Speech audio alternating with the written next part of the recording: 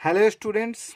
तो आज हम आपको बताएंगे Oxford basic English translation book का एक्सरसाइज नंबर 68। उसमें जो कि है फिल इन द ब्लैंक्स है। अब ये फिल इन द ब्लैंक्स कैसे भरना है ये हम आपको बताएंगे। और इस फिल इन द ब्लैंक्स में दो ऑप्शन दिया है, नो और नॉट, बस इन्हीं का यूज करना है। ठीक है।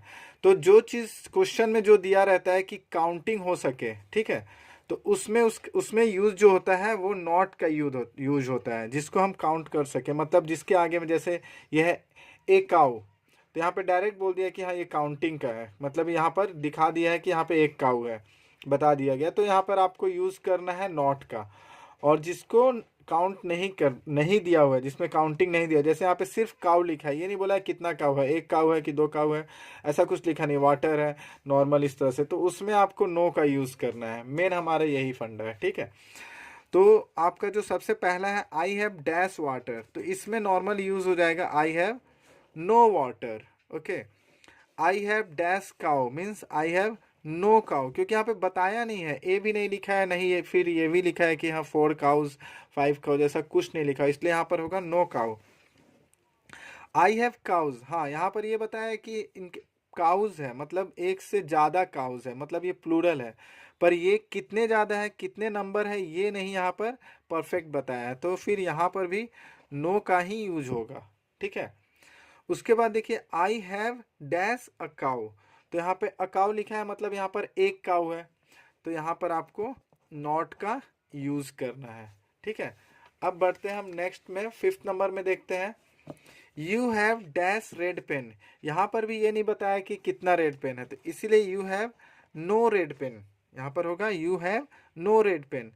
सी has dash a good car, yes a good car, मतलब एक गुड कार है यहाँ पर इनके पास, सी के पास मीन्स उस लड़की के पास एक गुड कार है, तो यहाँ पर क्या होगा नॉट ए गुड कार।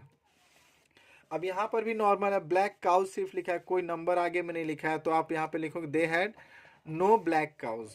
क्या ही हैज डैश 4 काउज, अब यहाँ पे देखिए क्लियर बोल दिया है कि यहाँ पे 4 काउज है, टोटल नंबर ऑफ काउज कितने हैं 4 है, तो यहाँ पर हम यूज करेंगे नॉट का। ठीक है। फिर लिखा हुआ है राज हैज डैश इंक, तो यहाँ पर होगा राज हैज नो इंक।